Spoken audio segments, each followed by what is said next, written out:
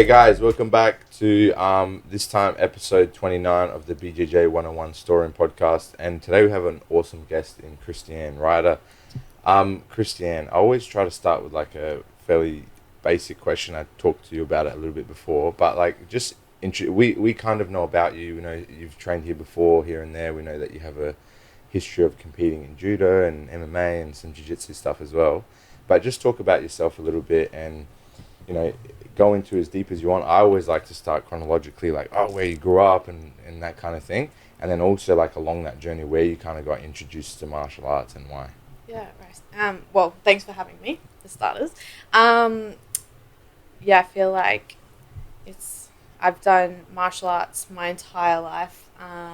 It was a coincidence. I started when I was 10 and actually, like, I have ADHD, but, you know, had a troubled kind of childhood, and mum was just trying to find a way to survive, I think, and I was in every single sport possible, and everything started to clash, and I was 10 and mum took me down to the local PCYC and showed me the program and said, you know, we've got to drop this and this, so find something on these days. It was $2 and I took up Judo, and I remember I started, and within a couple of months I was like beating the boys, and I was like, I love this. I'm coming back, and I ended up dropping pretty much everything else. I did swimming and gymnastics to try and just to improve Judo, but yeah. I was only competing and dedicated to Judo, and yeah, I did that and competed internationally for the first time. I think I was 12.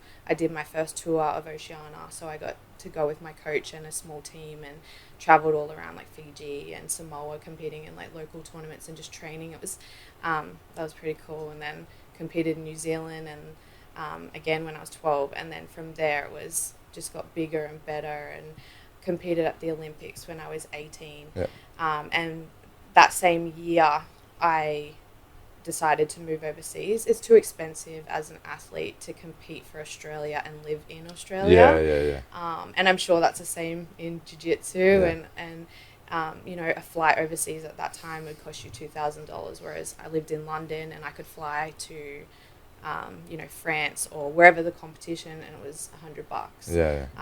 And you just have, you know, there's more, unfortunately, that at the time especially, there was more competitors, there was more bodies to train with, so I made the decision to move at 18 and live abroad, and yeah, I loved it. It was the best decision I made for my career at the time, and also just as a person, I've been really fortunate with the growth that came from the experiences I've had in martial arts, and then I was injured a couple of years later and was really burnt out and decided to come home, and then from there I did a little bit more Judo, and I was still competitive.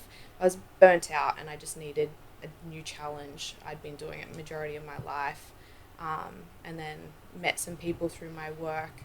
Actually met the guys that ran the gym that was at Bowen Hills. I used to work at a supplement shop, and they were running a 12-week women's martial arts program. At the time, I believe it was one of like the first in Brisbane. There was all these 12-week challenges for men, and they invited me to come down and train with the girls, and the opportunity to then do the challenge if I wanted to. So it was a 12-week MMA experience for women, and it was a fundraiser for ovarian cancer, I believe. Or breast cancer, actually, I believe.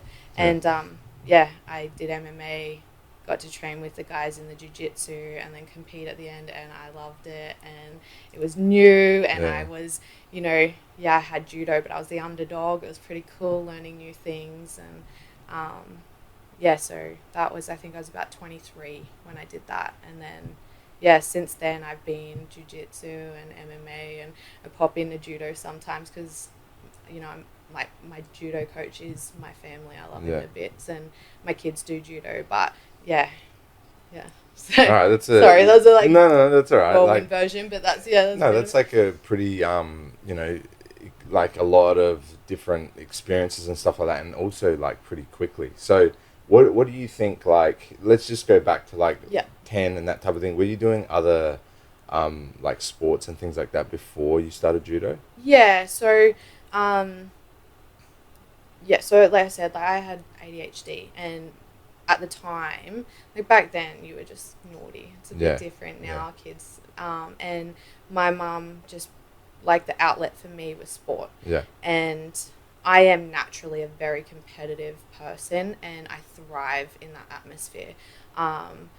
And yeah, so we were, you know, I had a really strict diet from a kid, just to help with my behavior. Yeah. But then also, I was just training, and I just had all that energy to get out, and I loved it. Like, it actually, you know, it was really good for me and my mental health and my behavior and everything else as a kid.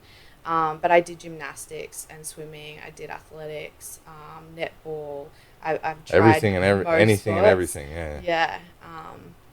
Yeah. How do you think that sport would be beneficial for a child? Yeah.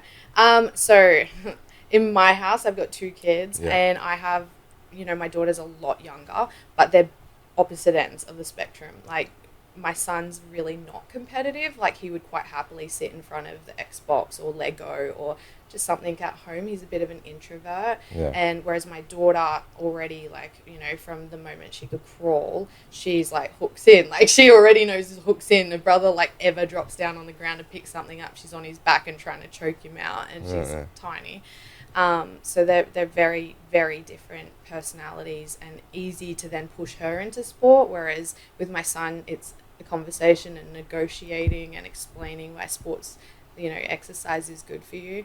I actually think it's more beneficial for him than it is for her, because he is such an introvert, and he's, you know, he has done Jujitsu and Judo, and he does participate in both. And he's very, like, he's scared of losing. He's scared of not being good at something.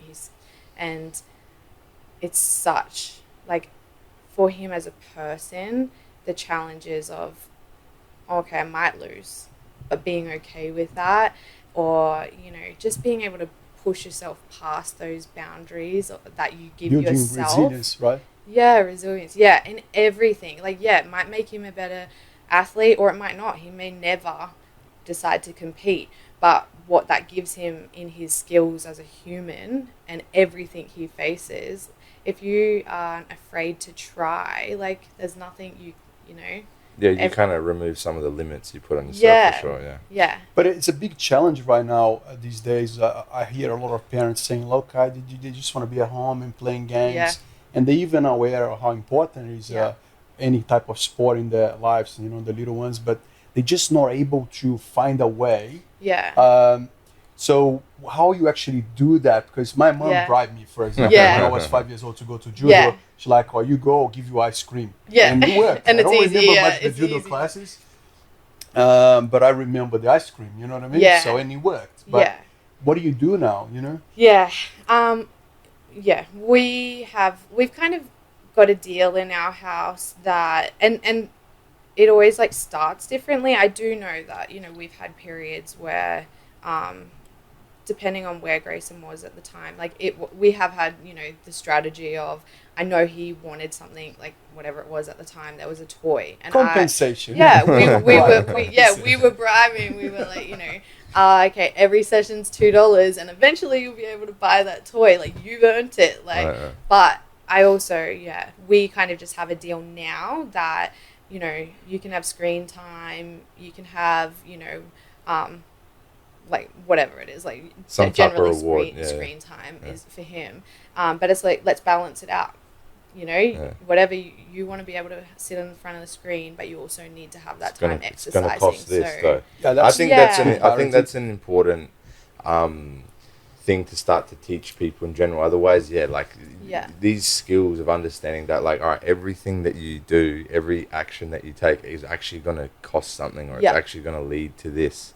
Or doing this means that. Like, I think it's very irresponsible to teach people that they can have everything they want and you can have your cake and eat it too. And I think that kind of happens a lot, especially with sports scenarios, because everyone gets a medal now, everyone gets a certificate, everyone gets a celebration, everyone's a champion, there's no winners, there's no losers. And like, I understand the idea behind that, and like, oh, everyone's included and all this type of thing, but it's just not realistic. And when they get to a point in life where they have to do things on their own and they are hit with the reality of life, they don't know how to deal with it because they haven't dealt with those scenarios and they haven't developed those skills. So I think doing these types of things where you explain to people like, all right, you want to do all this, you want to have all the screen time, you want to do all that, no problem, you got to do this stuff first. All right, you want to buy that toy, well, mow the lawn 3 times a week, here's $10 a week, and da-da-da-da. I do think I do try to be careful in how I don't want it to be, oh, I'm going to Jujitsu or Judo in,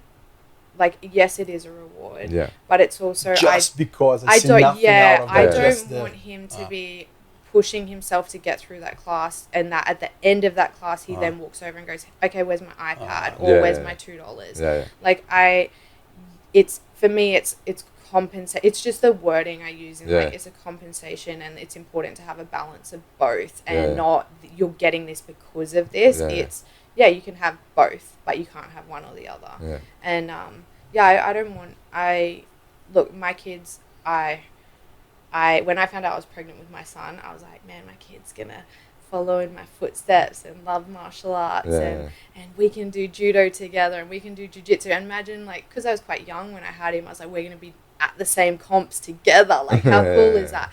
But it's not reality. He may hate it. He may never want to do it, and I have to be okay with that. I'm gonna encourage him to try and hope he likes it.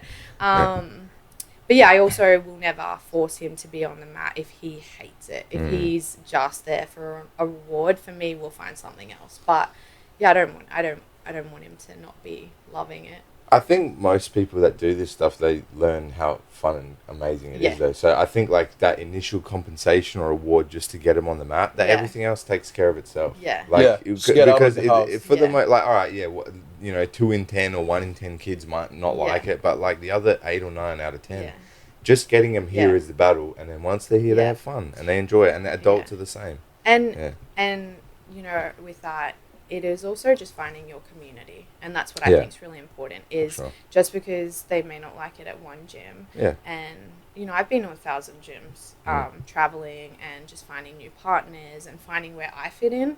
It's the same with kids. Like, just because they don't like it the first time, maybe it's not your community. Maybe there's another gym that they, you know, fit in better. Like, I can sit here and be like, this club is the best club in the whole world. It's the best club for me. For you, exactly. Exactly. And you see that when that actually works really well, they actually become friends outside of the mat, you know, and like and that has a massive bond, because Jiu-Jitsu creates a big bond, so the friendship is very strong, you know. Kids and adults. I've been here, like, I remember, like, it's been a long time since and I remember coming down here one night, and I don't know, you guys had something going on, and you had to set up for something, and no one went home. Everyone stayed and helped. I can't remember what it was, but and it's the same at my gym. Like, it's probably a barbecue. Well, like that eventuated, but like that. Like I'm joking. You know, it's a community, and like that's, I love that about martial arts, and I you know, my gym, I've been here and seen it here too, everywhere. Like, no one wants to go home. You know, training finishes, but you know, you want to sit and chat to your friends, and like, no one wants to go home, and I love that. I really do. Yes, that's a common theme that we've talked, like, with the, you know, other 20 or so people that we've interviewed and talked about, and like, whether it's to do with their kids or their family and stuff like that, the biggest thing that they always mention is like you're reintroducing this like tribal community back into like modern society, which kind of you don't really find anywhere else. And like, some people can create it in like sporting teams, but I don't know what it is about jiu-jitsu and about like the nature of martial arts itself, but particularly jiu-jitsu, because you're risking your body with somebody else, and you trust them so deeply with certain things. Like, it's just even more intense and a deeper kind of connection that you build with people. It's very, very unique in that way. So that was something that like comes up fairly often that I found very interesting. Kristie-anne, I want to ask you two questions, very specific. So first of all, when a judo player transit to jiu-jitsu, he obviously have very great standing up game. You know, it's at home, and normally plays more at the top. You know what I mean? Good immobilizations. You know, the passing's fine, has a good balance, doesn't get sweep easy. So, did you also felt the same route was the hardest part for you in jiu-jitsu was actually the bottom, was actually guard? Yeah. So, my judo coach is Irish, so he did majority of his own career in the UK, and then he moved to France. And I've been very fortunate and very my experience is quite unique in where, you know, Nuwaza?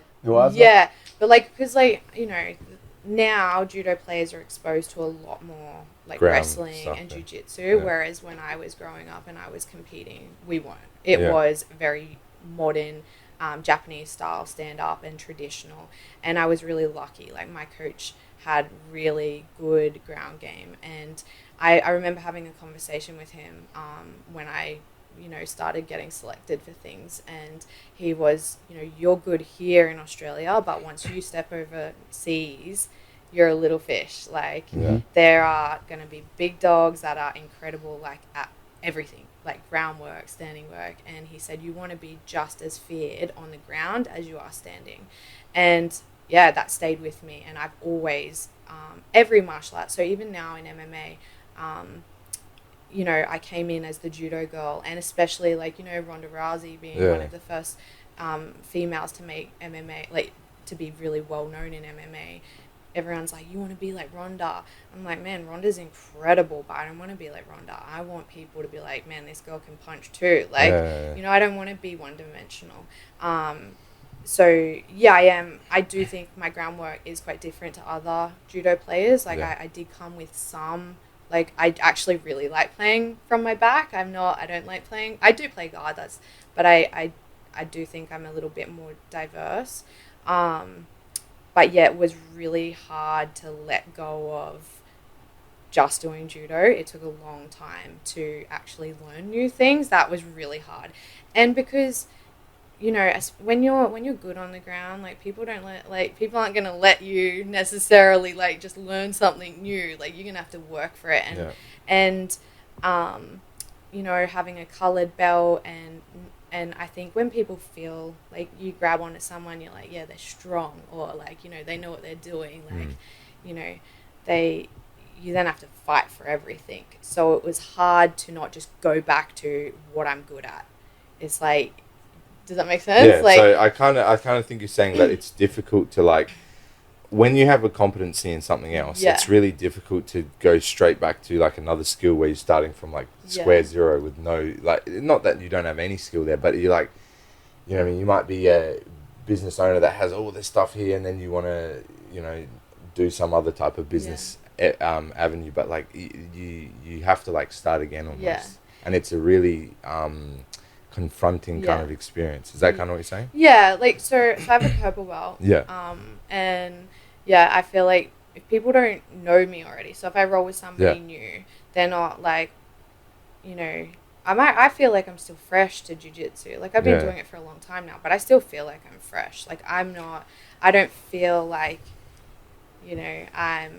Jiu-jitsu I think jiu-jitsu has this, it's a bit different in that sense because it's so vast and unlimited that you're always going to carry this feeling.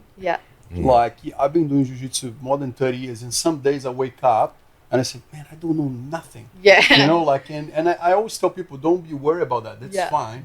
It's too vast, I think people make an assumption you've got a colored belt that you know what you're doing. And look, I think I'm good at jiu-jitsu. Or you know everything, Yeah, I think I'm good at martial arts. It's taken a long time for me to be able to say that.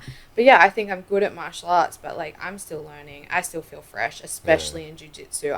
I roll with there's a particular girl that I admire in martial arts, and I roll with her, and I'm just I don't know anything. you are incredible. Like, how do I be like you? Like, you know, and yeah, it makes me feel like a white belt again.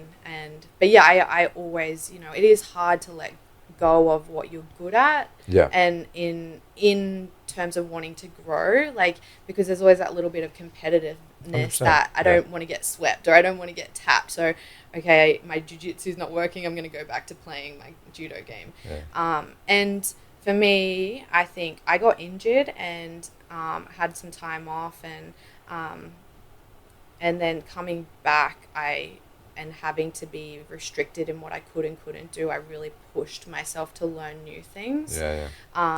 And because people were a bit more flexible in my training because they knew I was injured, I would then, you know, develop new skills. We've talked about this stuff a lot, and it comes down to like kind of people do this naturally, and they do it around attribute as well. So like somebody that's really strong, when they can't compete in a technical sense, they'll revert back to their strength. Somebody that's really flexible will rely on that. Somebody that's really quick and agile will rely on that. Do you think this is kind of like a two-part question. Do you think that having a higher level skill in judo made it more difficult to learn jiu-jitsu? Because you could rely on judo to some extent in certain areas? Yeah, definitely. Yeah. It's you know, if I get stuck in guard, like me naturally, I go to heavy guard pass. Like judo player, I just drop my weight and I'm like squash technique. Like that's it. So yeah, like trying to let go and just learn new things is hard. Learning new things as an adult in anything is hard. Difficult for sure. But yeah, like again, it comes down to your community and who you're rolling with and your mindset. And then like the second thing was with like you already coming from a situation where you're a black belt in judo, is that the type of thing that you're talking about with like people, you're a black belt in judo, so they have like a different expectation of you when they're training with you? Is that what you were meaning before about the difference in belt? Yeah, like if people know you and they know that you have a black belt, then there's an expectation. But also, you know, like you roll with people, when you grip on, you generally know if someone's like physically strong or if they kind of have a good balance, and you then respond to that. Like if I grip up with somebody and I can feel like they're a bit nervous and it's their first time, I'm going to respond differently to someone that grips on and they're coming for me. I think that mindset comes from being very high level though in judo. I don't know if somebody that's like early stages of jiu-jitsu, if they're like a blue belt or a white belt, I don't think they'll be able to make that assessment. Maybe as well being female. Like I think that guys, I see, you know, I've trained with different guys from different gyms that, you know, may grip up with an assumption because I'm a female, but then when you grip up and they're like, oh, hang on, she knows what she's doing. So like in like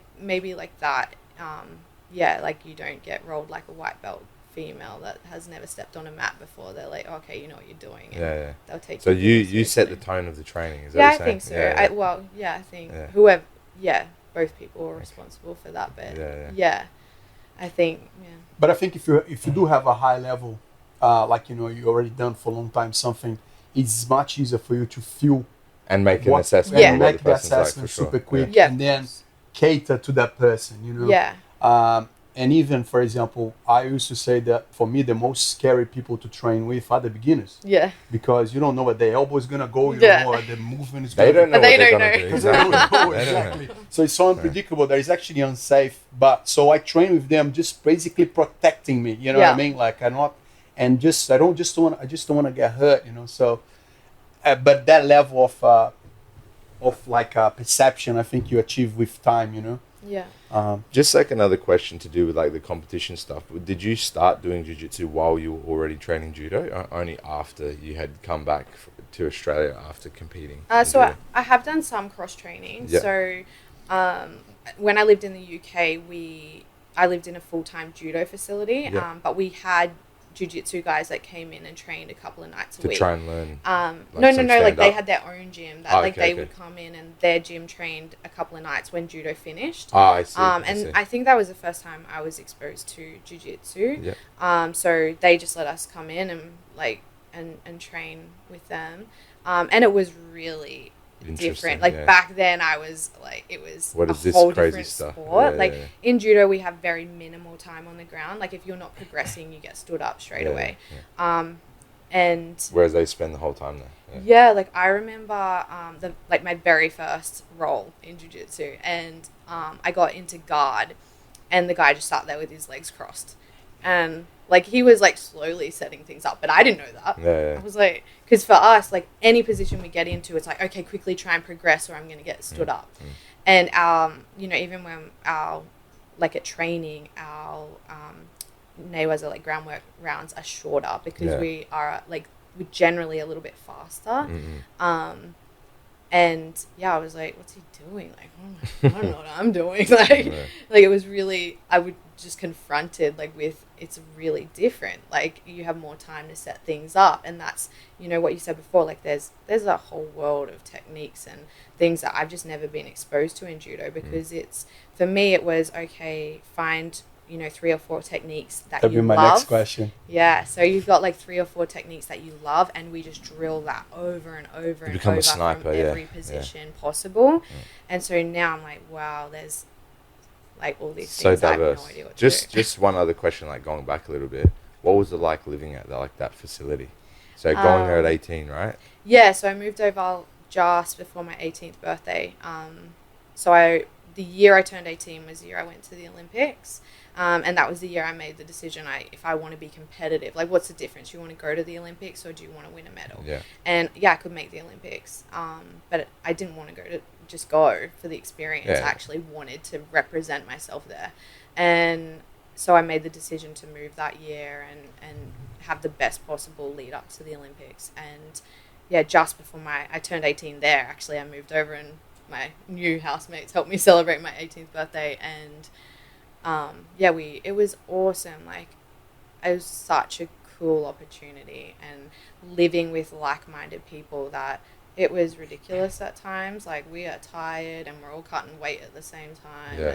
It gets a bit feral, but it was also, you make lifelong friends, because you've had the highest of highs and the lowest of lows together. And one thing that I found really amazing, when you're actually sharing the same like goals as somebody else, in the same outside of the gym. I remember vivid, like we used to train and go to some of our friends' house and stay there, and we used to exchange techniques and talk about, when you swept me, we used to go in the middle of the carpet and one show, like share a lot of techniques as well when you staying together. There's good and bad things. Like definitely there's competition between each other. Do you think judo is this is actually one observation I had. Do you think judo is a little bit different? My experience with judo, I had a long experience with judo, but I found that judo guys, they're not as willing to share as jiu-jitsu. Probably. I found that that was a very different for me in terms of in that aspect. Jujitsu has been what we talked before about people like hanging out after class and friends. It's a really different atmosphere. Like there are, there's every club's different. There's clubs which are just recreational, and then there's clubs that have killers, and there's clubs that have a bit of both.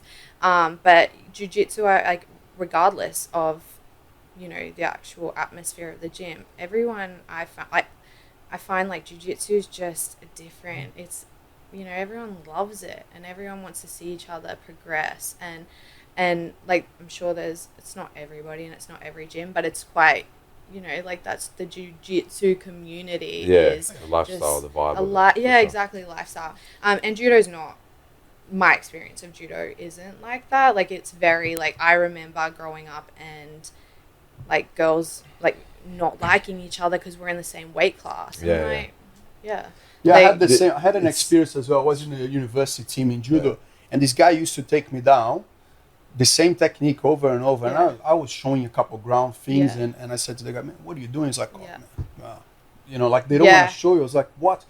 And I think the mentality behind the jiu-jitsu aspect is that if I show you, right, you know how to defend, I'm gonna have to get better. So I'll help you get better. You actually gonna make me get better. So it's gonna evolve together. I think, I don't know whether this is real or not. For me, it was judo was quite small in Australia, and for me, trying to qualify for the Olympics. And yeah, it's definitely, I think back for myself, I remember I was kind of being told, like, don't tell people your tricks. And inside of, yeah, I want to beat everybody, and I want you to be the best competition for me as you can be, because I don't want to win it just, I don't want it handed to me. Yeah. I want to be the best of the best, but I also have a goal, and I want to be an Olympian, and I want to, so I don't necessarily want to then teach people how to beat me. Yeah. And then when you've decided, you've kind of, once I realized that I was, wanting to be international and not just being the best in Australia, and able to kind of be proud of where I was, then I probably shared a little bit more here, because I was, okay, now this is where I'm here now. I'm not, elevated your goal. Yeah. And then being an adult and maybe removing myself from judo now, I'm like, yeah, I'll teach everyone judo, because I want you to love judo too. I would just say one thing, I think that's probably that train of thought is more to do with, rather than what you were saying about how people share to make each other improve. People do jiu-jitsu for lifestyle. Yeah. People do, once you're competitive. People do judo and boxing and kickboxing to be a world champion. Yeah. There's two reasons why you do boxing and kickboxing: to be a world champion or to be a thug. People don't come to jiu-jitsu to be a thug. People come to jiu-jitsu for a lifestyle and to have fun. Yeah. That's why there's a completely different attitude towards helping each other and competition. Yeah. Only 1%, 2% of people compete when they do that makes jiu-jitsu. sense. The people that do judo, boxing, kickboxing seriously, they have a much higher likelihood of being a competitor. Does that make sense? Yeah. So you're talking about people that are literally, their whole goal is to be better than everybody else. Why the hell would I share my technique? Yeah. Does that make sense? Yeah. Jiu-jitsu is very different in that scenario. Yeah. The people that compete is only a very, very small portion of people. So that's why you find everyone's much more open. That's why you can go, like we've talked with all the 29 people that we've had on the podcast, is you can go to Germany and go to a gym, random gym, come in and go, hey, what's up, da-da-da, and you can train with no problems. Yeah. You're probably not going to do that with boxing or judo. You're not just going to turn up to someone's gym randomly. If you're a real competitor and there's another real competitor there, you're going to say, hey, wait a second, no, we might fight in the future. I'm not training with you. It's also, it's we're talking about living with people with the same goals. We got to experience, and people celebrated my wins, definitely.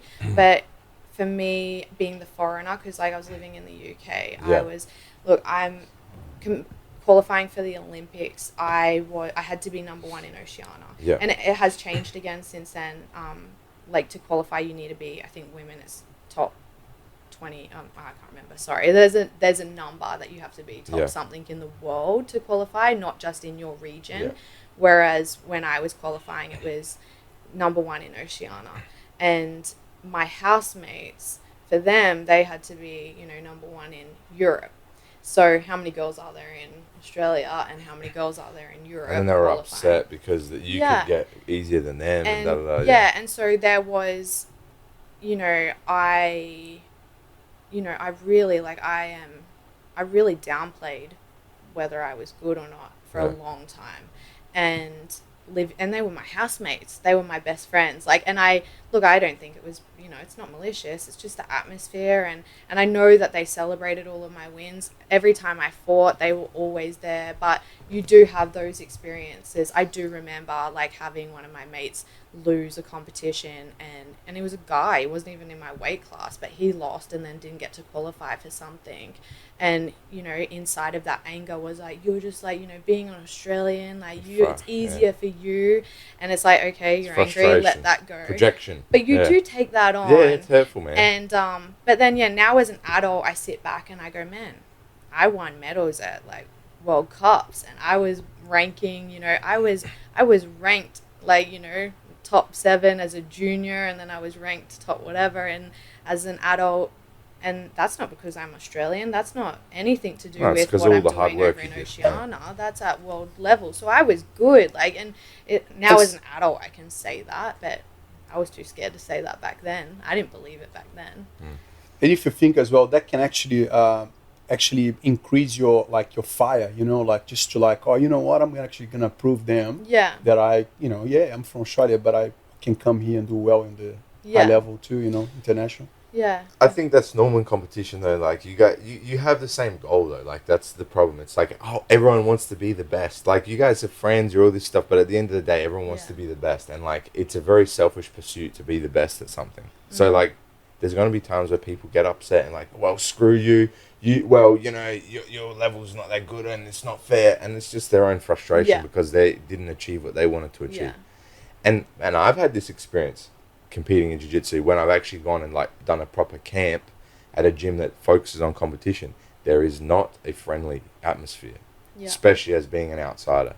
The fact that you're there and you're a competitor and that you have come from another situation, another country, wherever, and now this is weird. There's a threatening individual here that whether they're doing well or not, just the fact that you're there is uncomfortable for people because you're disturbing the general nature of things. And again, it's not malicious, it's not anything, it's human nature. This is my goal, this is what I want, that is a threat to my goal. So I'm going to be aggressive towards that. I was watching, I listened to one of your podcasts with one of the girls from the gym. And you guys were talking about training with other women. And that's a great example for me. Judo, like growing up in judo, I never trained with women. I hated it. Like, and coming into jujitsu, I never went to a women's class. I was like, that's not for me. Girls are scary. Like, they are catty. And like, look, there's definitely cattiness in any female group. But yeah, no, I actually really enjoy training with women now, and where I'm training like with MMA, like I actually, both the two gyms that I'm associated with MMA, we have like a massive girl group now, and it's really cool. And like it's so different. It's so different, my experience now training with other women in MMA, and look, it's not always great. Like, there's lots of cattiness, and like for me right now, like I've had some personal stuff going on in martial arts, so it's not always perfect. But yeah, my group of girls that I train with now are incredible, and supportive of each other, and a couple of us are in similar weight classes, but we all, like, you support each other and where you're at the time, and it's really humbling being part of that and listening to women go, you beat the crap out of me, but you're this, and like I'm only at this stage of my learning, like being able to acknowledge why maybe there's a level difference, and crediting as, man, it's incredible. Like, I think that comes with experience from martial arts for sure. Like, as you understand martial arts more, you can appreciate someone's level more and understand why things happen. I think, like, it's interesting stuff. That's probably why a dude did it, not a chick saying like, oh, you just did this and that, because like they have a different like view of technique and stuff. I don't know. It's just interesting. Definitely there seems to be more emotion involved with some female athletes and stuff like that, which is totally normal, and sometimes that spills over. Like, guys do it too as well. So I think that bringing back the subject, like, I think that back on the day, Jiu-Jitsu was more similar because it was a lot more competitive, and there was this big rivalry. So remember, brown and black belts training closed doors. They wouldn't share. There was no internet sharing position. They wouldn't share positions. In Brazil, you're talking about. A guy outside would come in. They'll tell you, put your gi inside out. No, so you no don't patches. have the patch. And then what they would do, I did that many times. They would go, oh yeah, you came, okay, yep, just put your patch, gi inside out. Yeah, great, welcome. And then they get the 5 best ones, they just put line up. You're like very, very conscious about what was happening. That was a little bit different though. That was like almost gang warfare at the time. Like but it was very cool because the scenery was, Jiu-Jitsu started very competitive. Like, there was pretty much nearly fights on competition on the crowd, and it was very, very competitive. You couldn't, I remember being like childhood friend of this guy, but because he's not training at the same gym that I was, I had to support him quietly. You know what I mean? Like that kind of thing. Very disturbing. No celebrate way. his win. You guys slap him in the face. I've seen that happen before. You guys slap him in the face because of that.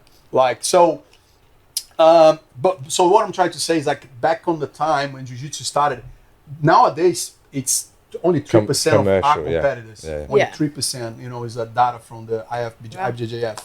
But before, back on the day, it was similar, you know. So I think you guys are right. Like, it becomes competitive. There's like, oh, it's me or you, so it's gonna be me. You know? Yeah, that's human nature. Just like one other thing that we kind of move into. What was the experience like going into MMA? Like, how did your fight go, and like, how's that going? Continuing now. Yeah, it was. Oh, honestly, it was terrifying. I just my own personality and being competitive. I was really afraid of not being good. I've kind of got this identity from my career in judo, that, you know, judo is, you know, part of my identity, like, and that I have reached a certain level. And especially, like, I know my first fight, like, I got offered, you know, I didn't get offered any like newbies. I was getting offered good fights, and I was, you know, again, I don't ever want to just get handed a win. I want to earn a win. So, you know, like, I was just scared of not representing myself, or not, you know, you've got to learn, but I was scared I just looked like an idiot. Okay. So that was there for me in coming over into a new sport. And like, marketing, they're like, she's a black belt in judo, she's an Olympian, so there's that pressure on myself. I'm putting pressure on myself that people are going to expect something of me. I've had 3 fights. I won my first 2, and my last fight, I really stood by that whole wanting to be just as good striking as I was grappling, and focused mostly on trying to improve my standing game.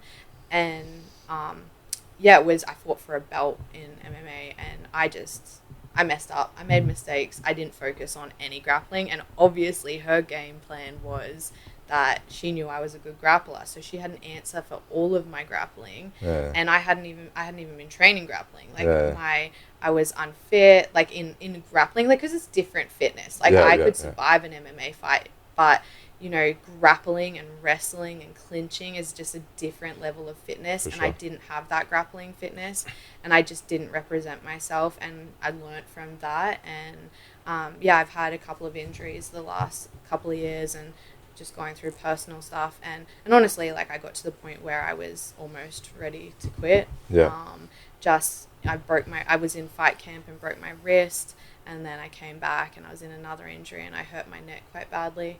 It was just like, for me, it was just like one thing after the other. Setback after setback. And talking about, like, that whole community stuff, like, for me, the personal stuff, like, because I have, like, martial arts is my whole life. Like, my personal life is in my sport as well, unfortunately. Like, you know, it's good and bad, but the breakdown in my personal family, like, came into my martial arts, and I was at a point where I was like, I'm injured, like, you know, I'm getting a bit older, I'm not, like, you know, like, I was a young 18 whippersnipper at the Olympics with no kids, and now I'm an adult with 2 kids, and, you know, what do I want, and is this my community still, like, and being brave enough to step back in the gym after all of that and going, this is my community, these people make me happy, this is, you know, like, you know, and I am really lucky that I've made such good friends in martial arts that, you know, I was able to step past my personal stuff to go actually do really love being here, and, you know, the injuries and the personal stuff that are tied to martial arts, that's not going to ruin my experience of martial arts. So I'm talking to my coach at the moment. I've got a couple of goals, hopefully, for this year, some fights that, you know, we're talking about. There's a big hurdle to get back there after injuries and with 2 kids. I'm not finished. So when was the last fight? So my last fight was in 2019, and Okay. then I have had a couple of jiu-jitsu comps since then. And How was that experience competing in jiu-jitsu? yeah, well, so I hadn't competed yet since I had my purple belt, and I've been a purple belt for a couple of years now. So I just wanted to test myself and see where I was at. And I also, like me personally, I don't want to grade to my next belt until I'm, winning. I'm winning at the belt that I'm at, because I do think that my belts, for me, I'm an athlete at that belt. There's people that are like, that may not compete ever. Yeah, and, recreational practitioners. Yeah. And, their skill level is that belt. Like they're turning up to training, and like their technique repertoire, and like that represents their belt. For me, my belt also represents where I am competitively. So I want to be winning at that belt before, like that's my own personal goal. That's just me. I want to be winning at that belt before I then move on to the next belt. So yeah, I wanted to compete at purple and just see where I was against the other girls. And it was a bit daunting. I turned up, I think it was, I don't know if it was state titles or something at the end of last year. And I hadn't been training, and my neck was like barely attached. And I did well, but I got to the final, and I was or semi-final, I can't remember. And I was struggling to even stand up, and so I wasn't the best representation. But it was so good for me. It was good for me to be able to go. I competed having not trained in the last 6 months, and I'm still competitive, and it was good for me personally to give myself that. Did that boost kind of give you confidence as well, just to go back into like the MMA kind of side of things as well, or not?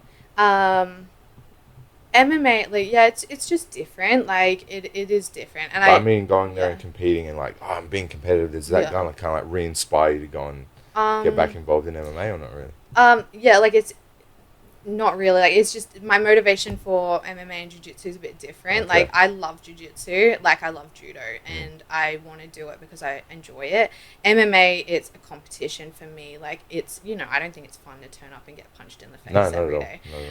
So it's just different motivation. I actually, there's a girl in purple belt in my weight class, and she's incredible. Like I have been watching like the girls competitions and like watching results and watching highlights and things, and man, she just beats everybody. Like she's cool, like and I want to beat her, and so it was actually her that I lost to, and me walking away from that was, man, I want to fight her at where I feel like I'm actually representing myself. Like, not to take away from, like, she beat me that day, but I was like, I'm injured, and like, I give myself these excuses, but I'm like, okay, let's have another go. Like, let me train and let me get like my injuries under control, and let me have another go, because I'm like, you're man, like, I feel like she's untouchable in Australia at the moment in our weight and our color belt. Like, she's just great. Like, so I want to fight her. So there's my motivation walking away from that competition was, I could have walked away and gone, I don't care. But I didn't. I walked away and I was like, okay, let me have another go. And it's interesting what you're touching about, like I think the purpose of training, doing something, changes as well with time, and you sometimes you feel like, oh, I'm going to give it up, or too many injuries, or I had enough, or I was using that to do something for my life, but I already achieved, or something like that. But then you kind of like find a different purpose, and at the end of the day, having a great community, like you said, and something that makes you feel good regardless, the purpose, I think is super awesome. What kind of advice would you give to someone? Because a lot of people in Australia doesn't yet, even though it's growing so massively right now, it yet doesn't understand too much about Jiu-Jitsu, doesn't know exactly what it is. And so they get really scared to come to a Jiu-Jitsu gym. Right, I heard a lot of people, oh, I want to try, but I think I'm too old, and they're like 30. I'm like, wow, you're not too old at all. Or I'm not fit enough. I'm going to do some weights. I hear that all the time. I'm going to do some weights. I need to get fit first. I need to get fit, and I'm like, what is a better place to get fit than So how do all girls going? Oh, I'm a bit small. What would be your advice for these people?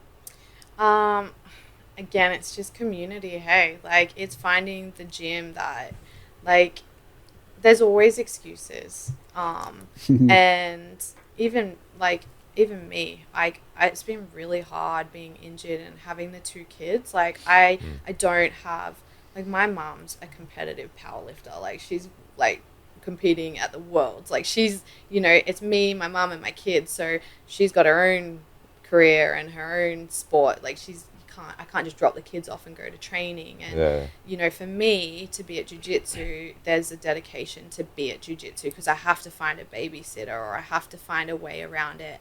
And I am at uni. I have all these other commitments, and it's not, at one point I could be selfish with my training and my time because I had a goal. Like I was going to the Olympics, that's where I was going. And you so had no other everything responsibilities. else, everything else in my life revolved around my goal. Now I've got to find that balance. And it is tricky. And I do respect that a lot more now. Like, whereas before I'd hear somebody go, but I have, a job or I have kids, and I'm like, and what? What? Like, you can, like, I have a job and I'm and I was still, like, when I fought for the belt, I still had a full-time job and a kid, like, like, I still made it happen. But yeah, it is, like, now, like, I have a lot more respect for, okay, people have different priorities in their life.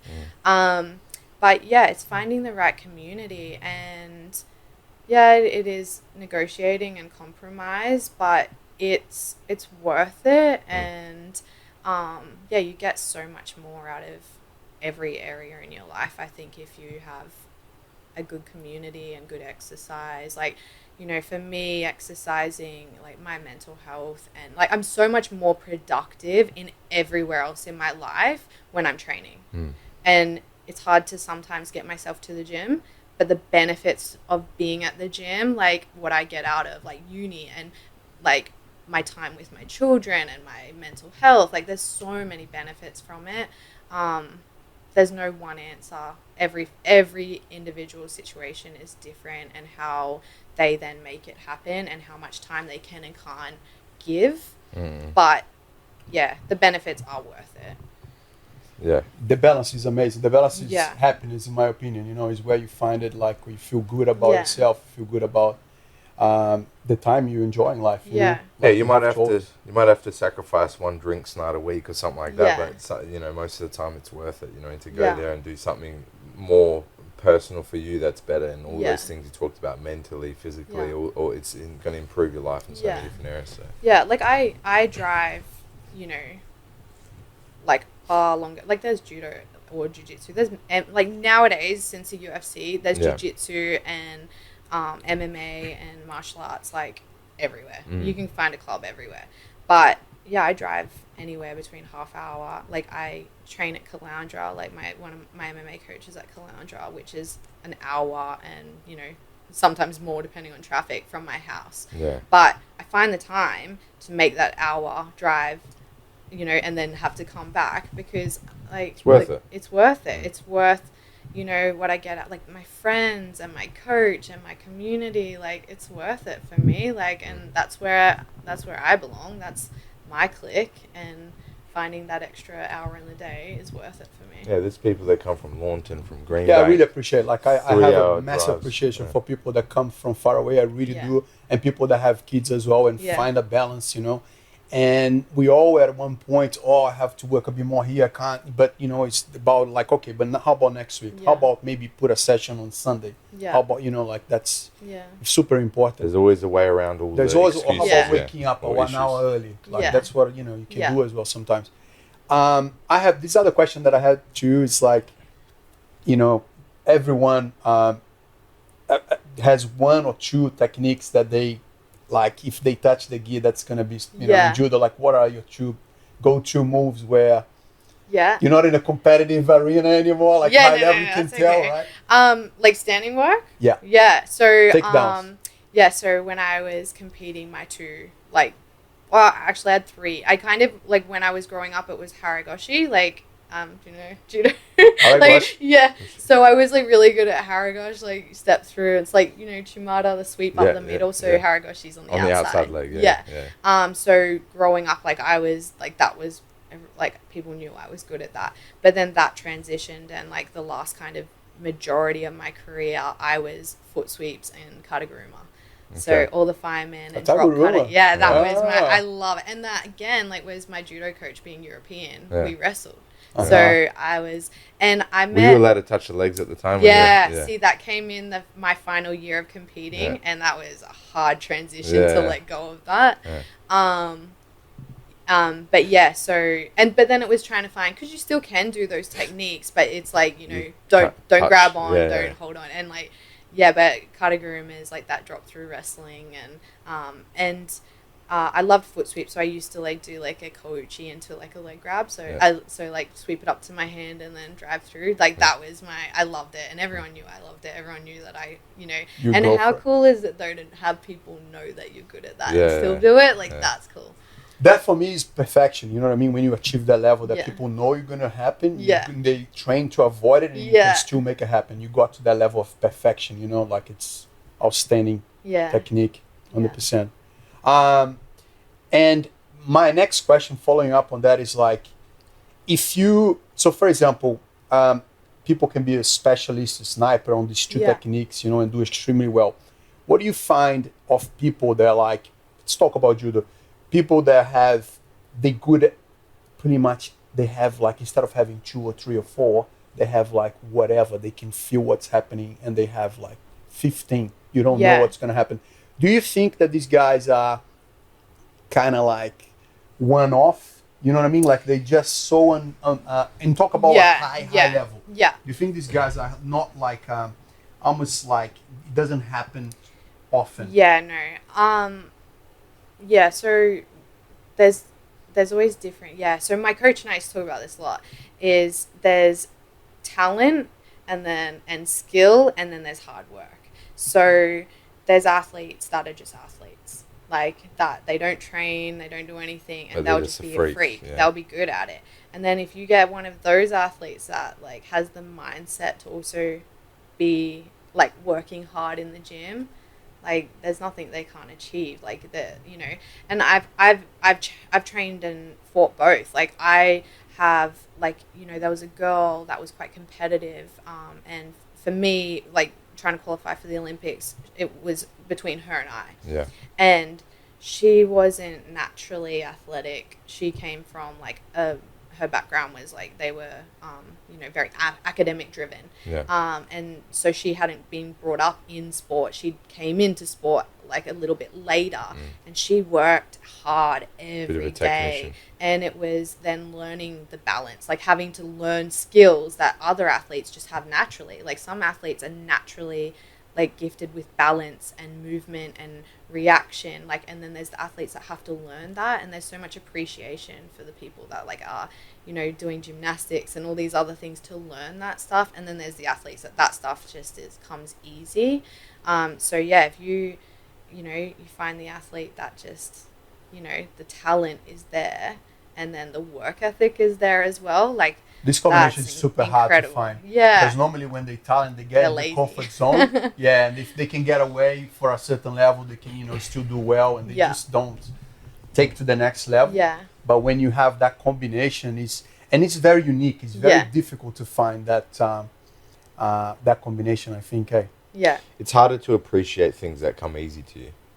Does that make sense? So if you're naturally good at your balance, if you're naturally this and that, and things are easy to you, it's harder to appreciate the technicality, the nuance, the little adjustments and stuff like that. Whereas if you, every day you have to just like grind through and figure out a way to be better, because you can't rely on those natural gifts. Like I think long term, those people that are like more of those technicians that have to grind, like claw their way to getting better every day, they generally do better long term. Yeah. Whereas the individuals that are like just freaks, man, they will dominate for 3-4 years, but they don't have a 10-year career. Yeah. You know what I'm saying? And it depends as well what you're exposed to, I guess. Yeah.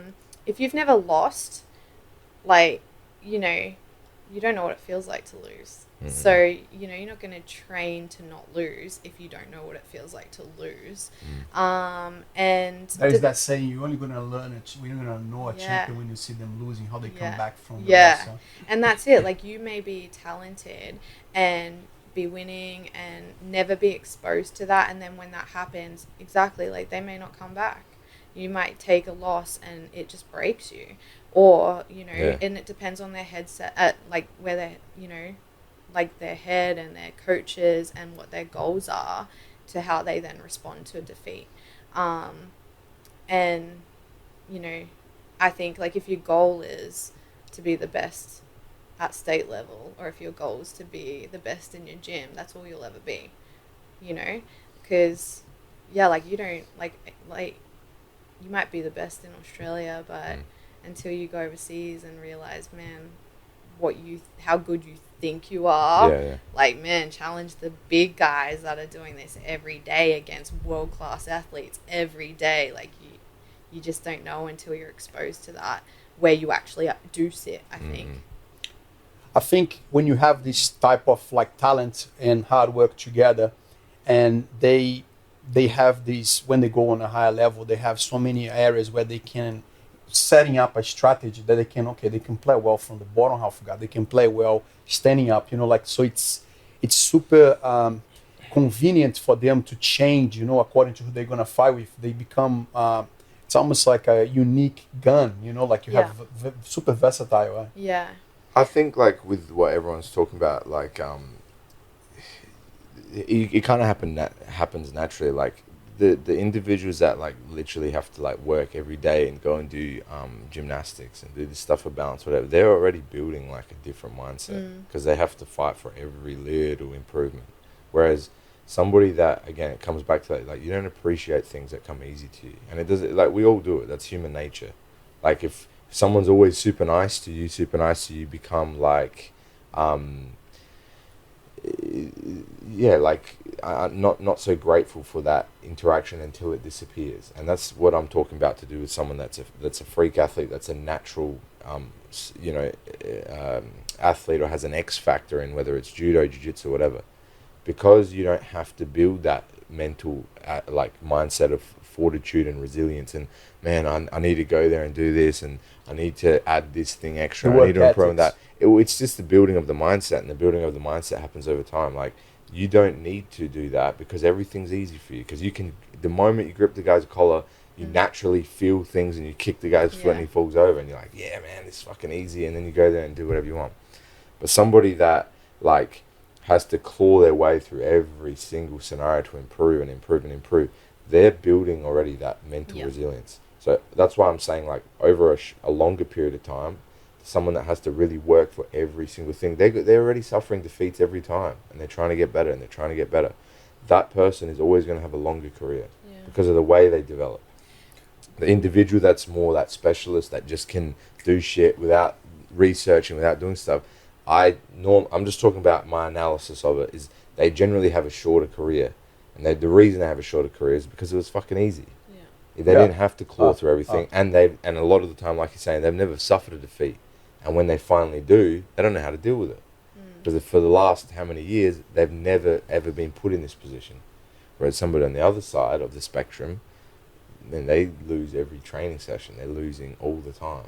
So they just deal with it better, I feel like. But do you think, for example, in the highest level, right, like, because there's a lot of people that I found that, like, you're on a higher level, but you have to now concentrate more on the little points, you know, like like a tuning of a car, F1 car, you know, like, it's your nutrition, it's your stretch, you know, and that it's such a extra work, because the work is such a hard, strenuous work. There's just the final bit here, you know, and how hard is that? You know what I mean? Or how important you think that is actually for the final goal? Yeah, there's a lot of stuff I've learned as an adult that I just wish I knew back when I was competing properly. Yeah. And some of it I've learned through, you know, my gym and meeting new people, and some, like, and even just, like, you know, my mum being an athlete now, experiencing her going through it, and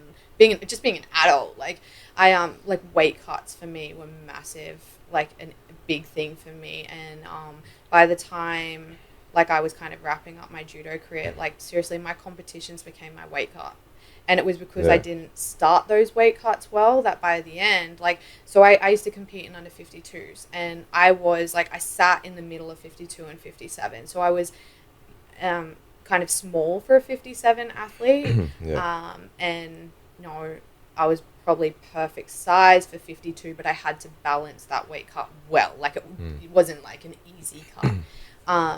And yeah, for me, it was being competitive here in Australia at 57 was easy, but overseas it was a big difference. Those girls were a lot bigger than I was, and trying to balance up where I was most competitive. And so making the decision to go down to 52, like, by the end I was like, so I was only cutting 2 kilos, maybe 3 kilos. But by the end of my career, I was cutting from like 59 kilos down to 52 in a week. And, we used to weigh in the same day. So we'd weigh in the morning, go and have 2 hours, and then we had to fight and potentially have anywhere from, 1 or 2 up to like 5, 6, 7 bouts in the day. And I remember one of my last tournaments, I made weight and I was seeded for that tournament. I'd had all these conversations with my coach leading up to I think it was my final like junior tournament, and it was my last chance to win at a junior worlds, and I was seeded. I had the best draw possible, and I cut down from like 59 kilos, and it killed me. Like it was the hardest cut I've ever done, and I weighed in and I was already, it's done. Competition's over. Like I'm going home, I'm having some water, I'm gonna have a nap, and like the competition was already over before I stepped on the mat. Like my mindset was gone because everything was I just have to make weight. And I just didn't know how to cut weight. I didn't know how to like rehydrate well. And every time you do a bad weight cut, the next weight cut's going to be worse. Like you're setting yourself up to fail. And it causes long-term damage too. Like it does. Like, and people don't respect that. Like if you don't, I competed for 10 or so more years in judo at like a pretty good level and cutting weight constantly. And like there's long-term effects of poor weight cuts and poor, like, massive dehydration cuts and things like that. Now I'm like, man, if I knew, like, I competed at this level, like if I knew how to cut weight properly and I knew how to rehydrate properly and I didn't spend all this time trying to make weight, what could I have achieved? Like if I knew that.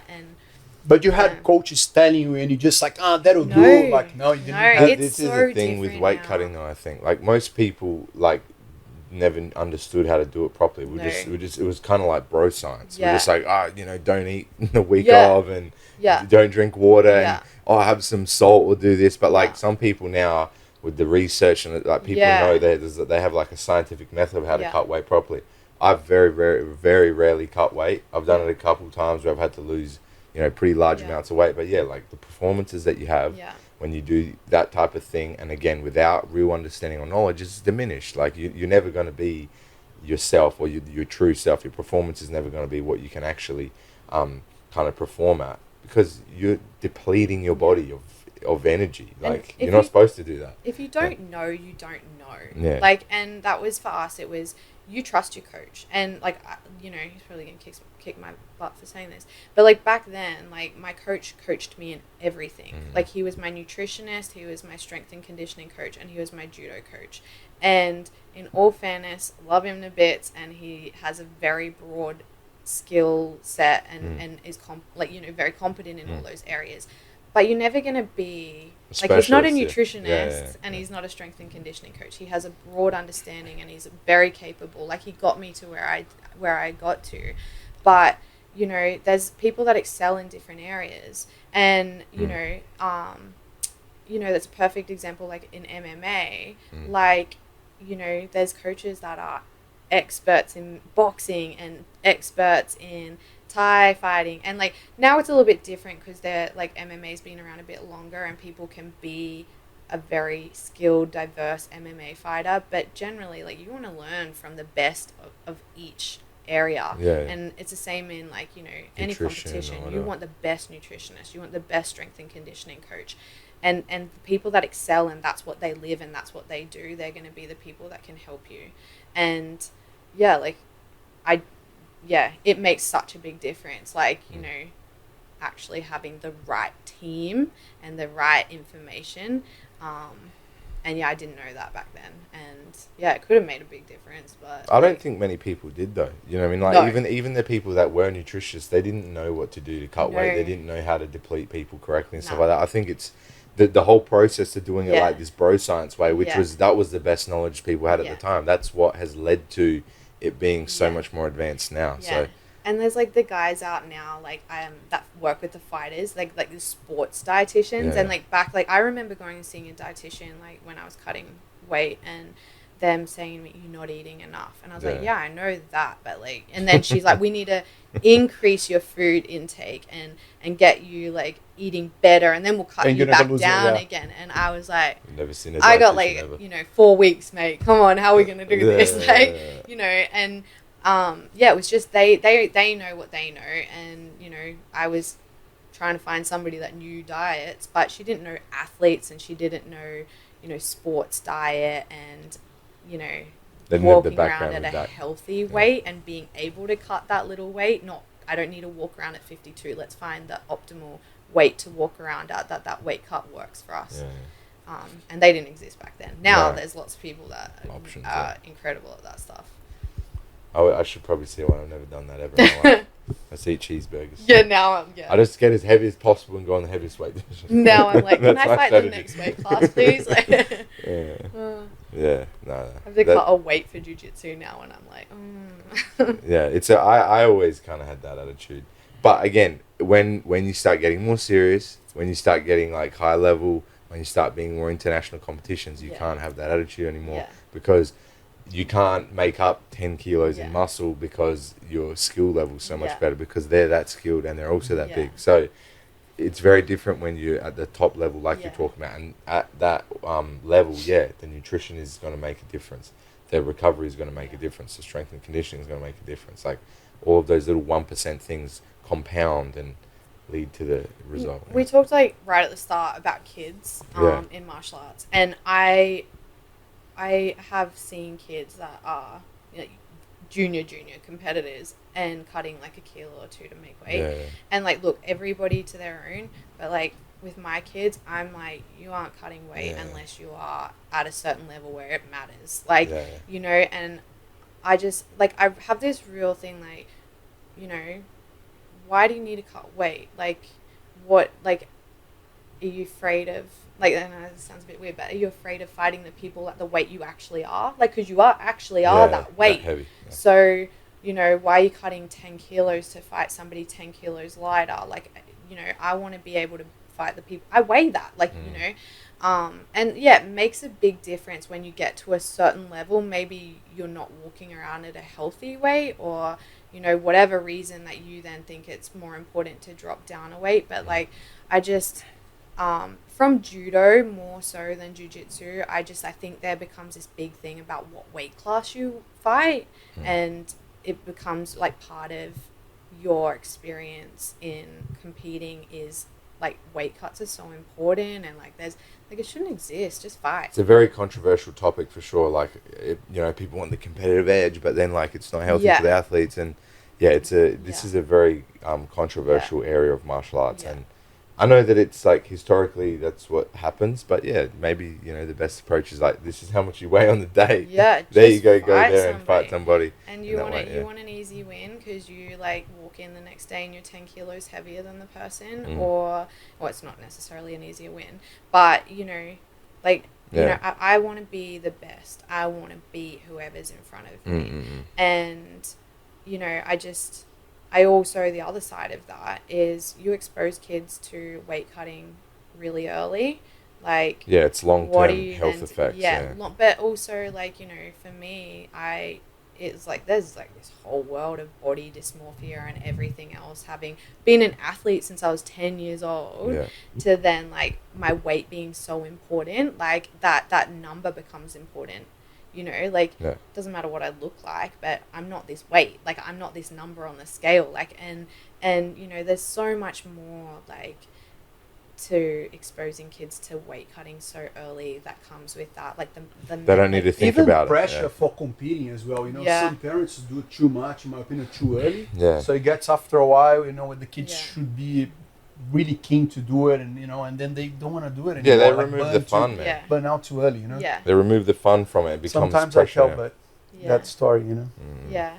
Yeah. My son did his first ever competition, and he hasn't competed since. But I was like, like I talked a little bit about my son, and he's afraid of losing, and all these things I create for him, like, and I was terrified of, the pressure I felt because of who I am as an athlete, like, oh, what's going to happen if this doesn't go well?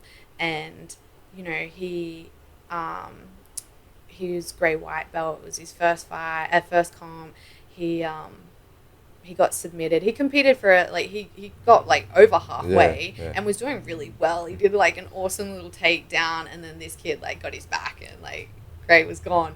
But he was like, it was incredible. Like I have never been like so proud of my kid in watching how he handled losing. It scares me watching my kids compete and do anything. I'm like that blubbering mum that's like cries and thinks my kids are cool. And you can be so proud of your kid for a win, but man, I have never been so proud about watching that kid do something that he was terrified to try. He was so scared to try it in the first place. He was scared to lose, and he still did it, and he lost, and he was okay. Like he was devastated he didn't get a shiny medal, but he was like, man, I think that's so cool. Like that's really cool. It is very cool. We had like another dad talk about the type of thing as well, and just watching them, like learn how to tap and learn to lose is very important. Actually doing a technique for the first time ever in the class, instead of just going crazy or lying there and be like, oh, I don't know, I don't want to do this. So it's humbling. Very. Like I'm a terrible loser. Like I am, and like. But life is gonna be, sometimes gonna win, sometimes gonna lose. It's very important to acquire that knowledge. Yeah. Well, really appreciate you coming here today. I still think into my head, I hope you brought your gi. Train with us, but anytime you're around, coming by here, just stop by, have a train. You know what I mean? Yeah, thank you guys, honestly. And like just before you go, like what we talked about, like my experience training with girls, like this was one of the first time I ever trained in a women's class, because I got here at the wrong time and it was the women's class and I did the women's class. Man, you got some strong girls here, and I'm so impressed. We're growing so much now, like we have like about 20 girls, and some of them are like, super keen, getting technical. That'd be great to have you as a role model for them. Like when you want to come one day, like, please. Yeah, no, thank you. Yeah, you'll be super welcome. It'd be like very nice to have you here with us. No, thank you so much. You can even show them something, Thank you so much for coming on. I really appreciate all your insight and stuff. It's very interesting, and you got a very extensive competitive background and stuff, so it's very interesting to hear your super perspective. Amazed. Thanks, guys. Thank you so much. Appreciate it, Ryder. Thank you.